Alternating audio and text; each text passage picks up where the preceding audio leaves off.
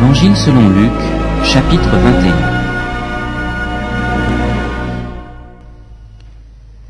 Jésus leva les yeux et vit les riches qui mettaient leur offrande dans le tronc. Il vit aussi une veuve indigente qui y mettait 2 petites pièces.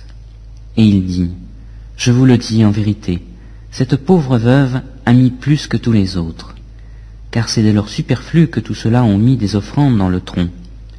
Mais elle a mis de son nécessaire, tout ce qu'elle avait pour vivre. » Comme quelques-uns disaient du temple qu'il était ordonné de belles pierres et d'objets apportés en offrande, Jésus dit, « Les jours viendront où de ce que vous voyez, il ne restera pas pierre sur pierre qu'il ne soit renversé. » Ils lui demandèrent, « Maître, quand donc cela arrivera-t-il, et quel sera le signe annonçant ces événements ?»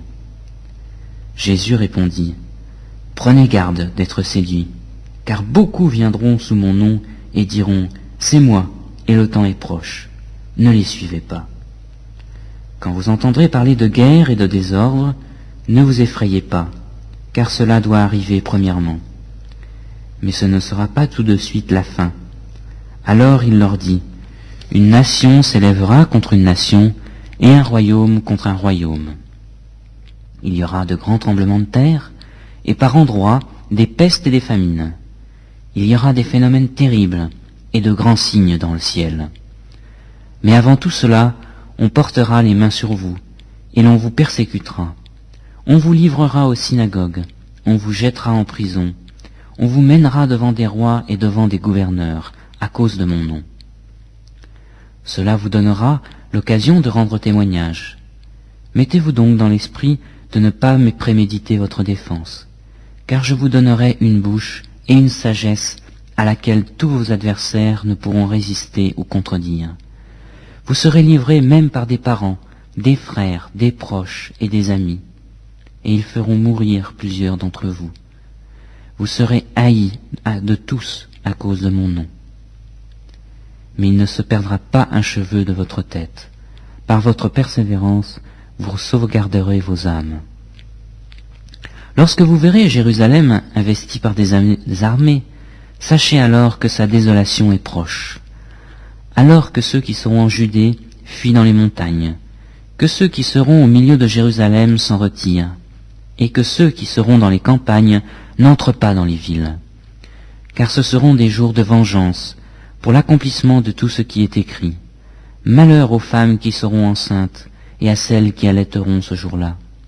Car il y aura une grande détresse dans le pays, et de la colère contre ce peuple. Ils tomberont sous le tranchant de l'épée, ils seront emmenés captifs parmi toutes les nations, et Jérusalem sera foulée aux pieds par les nations, jusqu'à ce que les temps des nations soient accomplis. Il y aura des signes dans le soleil, dans la lune et dans les étoiles, et sur la terre une angoisse des nations qui ne sauront que faire au bruit de la mer et des flots. Les hommes rendront l'âme de terreur, dans l'attente de ce qui surviendra pour la terre, car les puissances des cieux seront ébranlées. Alors, on verra le Fils de l'homme venir sur une nuée avec beaucoup de puissance et de gloire. Quand cela commencera d'arriver, redressez-vous et levez la tête, parce que votre délivrance approche. Et il leur dit une parabole. Voyez le figuier et tous les arbres.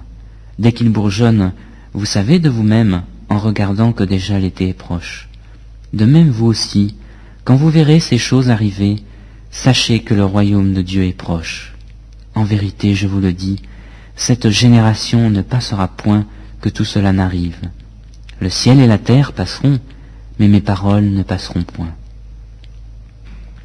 Prenez garde à vous-même, de crainte que vos cœurs ne s'apesantissent par les excès ou l'ivrognerie, et par les soucis de la vie, et que ce jour ne fonde sur vous à l'improviste, comme un filet, car il viendra sur tous ceux qui habitent la surface de toute la terre. Veillez donc et priez en tout temps, afin que vous ayez la force d'échapper à tout ce qui doit arriver, et de paraître debout devant le Fils de l'homme. Pendant le jour, Jésus enseignait dans le temple, et il allait passer la nuit au mont dit des Oliviers. Et tout le peuple, dès le matin, se rendaient vers lui dans le temple pour l'écouter.